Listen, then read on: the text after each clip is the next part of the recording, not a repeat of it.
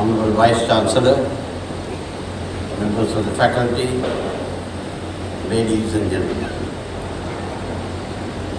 I consider indeed it a privilege for me to have been invited to share some thoughts with you on this critical occasion of the lives of our young friends, wherein you are assembled after several years of strenuous studies to receive your degree of mastering public administration and other related degrees.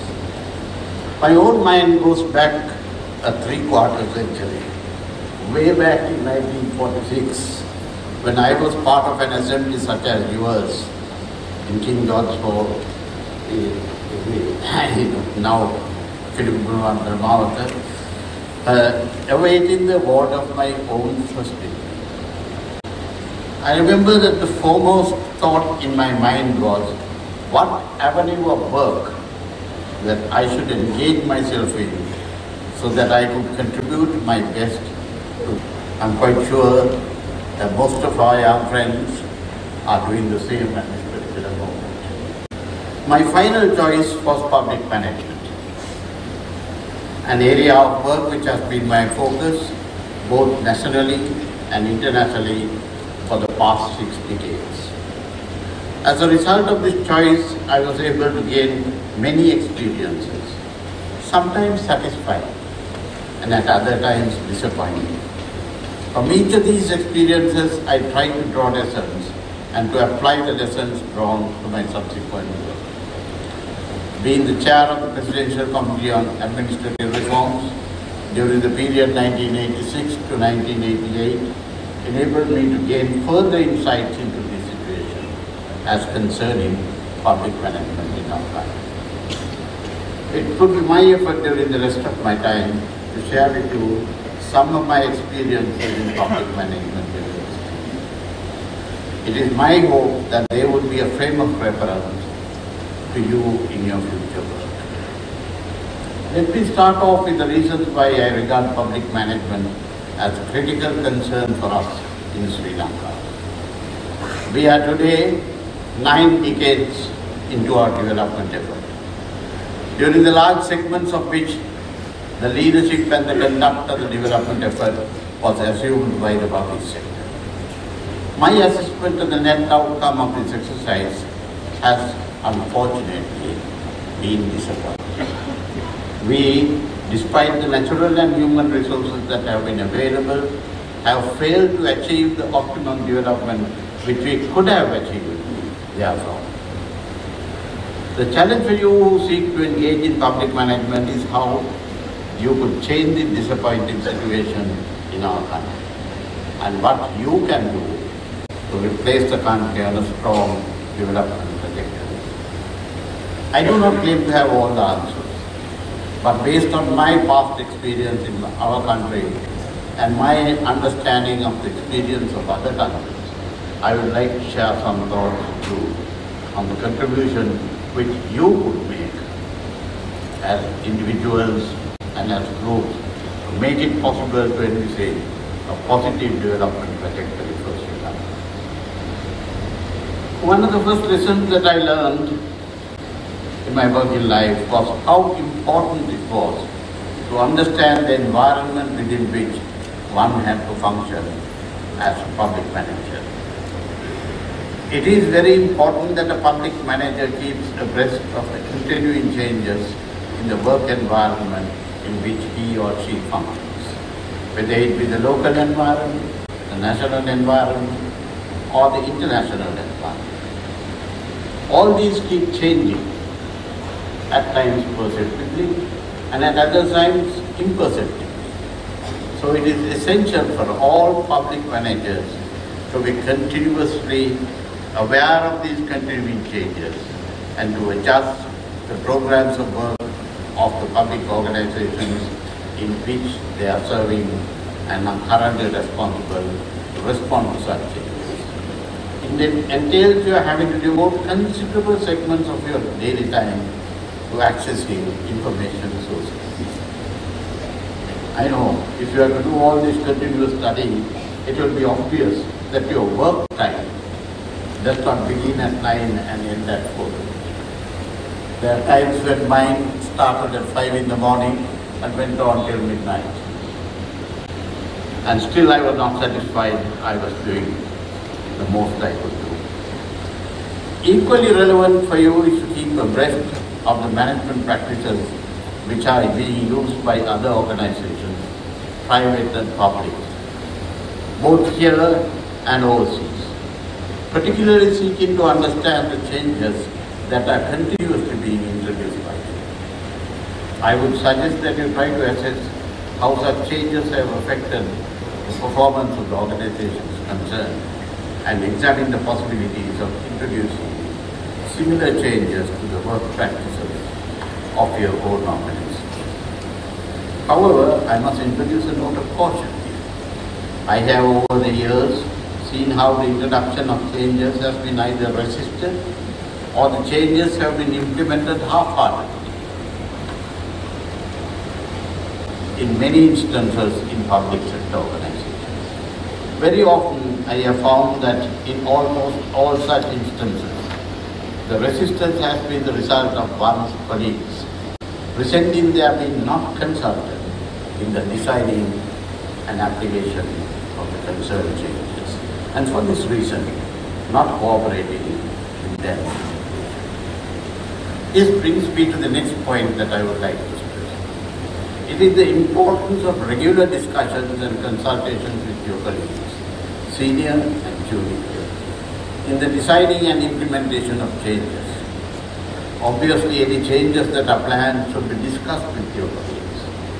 I have found that regular weekly discussions with colleagues are a positive asset to effective management. If the organizations which you head is large, it may be more effective to break up the discussion group into two, junior, senior, but keeping each group aware of the thrust and content of the discussions with the other. Such discussions are more useful if they cover a range of issues. What comes to my mind are issues such as the performance of the organization, effectiveness of the recent changes that have been implemented, cost effectiveness of the operations of the organization, and the public perceptions of the work and effectiveness of the organization. I'm just naming a few. There should always be a record of the proceedings of each discussion group, which is shared amongst all participants. I would also like to share with you some thoughts on what I see as being the major challenges that you would have to cope with as public managers. These arise from several of the emerging inadequacies in regard to public management, as have become evident in recent discussions. I have been struck by the negative findings of the Public Accounts Committee, as revealed in its most recent report, as well as in the reports of the immediate past. These negative findings all point to repeated lapses in effective public management. To my mind, there appears to be a tardiness in implementing the efforts that require to be made to correct the gaps. I do hope that this situation will get rectified sooner than later. But when we refer to this issue, to alert those of you who seek to join the ranks of public managers of the importance of studying the defects highlighted in these reports as a guide to how you should function as public managers in the years that lie ahead. I do hope that those of you who see your future in different positions and areas of work in public management would take the time to study these reports and seek to understand how the inadequacies highlighted in them should be avoided in your own future work areas. I consider them to be an important component in the manuals that should guide all public managers in the discharge of their duties. On many elements of public management are such that they have a direct impact on all aspects of the community. For example, they affect all forms of economic activity. They affect law and order in our society. They affect our access to the health services that we need. They also affect the quality of individuals and groups in our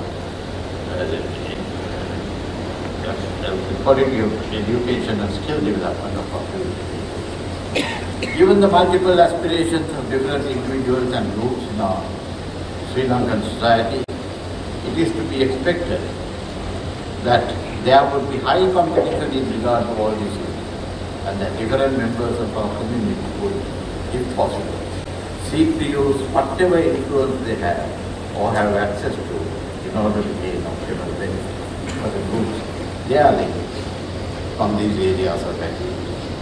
Such pressures will be many and would also vary in intensity. The challenges that you would have as public managers would be to resist such pressures and to be guided only by the relevant laws and regulations in the making of decisions. I know that such conduct could result in negative personal consequences, punishment transfers, I have suffered some, denial of benefits such as scholarships, etc. But my plea to you is not to be overawed by them. Do what is correct, do what is legal, so that when you come to the end of your work life, you would look back with self-satisfaction and self-respect. Disappointments will be many. As I said, they were so in my own work life. If and when we enter the portal of public management, we have only one basic thing to remember. As public managers, you have only one master and only to one tool. This is the general public of Sri Lanka. Your loyalty as public managers would not be to individuals or groups who will influence as political cadres or claim to possess the capacity to ensure your career well-being and advancement. Your commitment should be to the public where you are and whom you serve. What the country needs are public servants and not government servants. Persons who keep their concentration on the good of the citizen rather than in the preferences of those groups who temporarily occupy political office. One can deal with this issue ad infinitum. However, neither the time available nor the occasion that we have met together to celebrate to permit this. But I felt that the context within which we meet together today required me to ask you to ponder on this and the other issues which I have raised as you make your contribution to the development of our country, well-being and the well-being of your fellow citizens. May this contribution be strong and beneficial for our fellow citizens. I congratulate you once again and I wish you all strength in your future work. Adadina, Mema Upadi Pradhanotsavedhi, Upadi Pirinamalada, Sielum Upadi Darente, Upukalapati Vashe, Mage, Hartyanga Masubabetum, Pirinamami, Ubasamage, Idiri Katetu, Sarva Prakaren Sartak Vevai.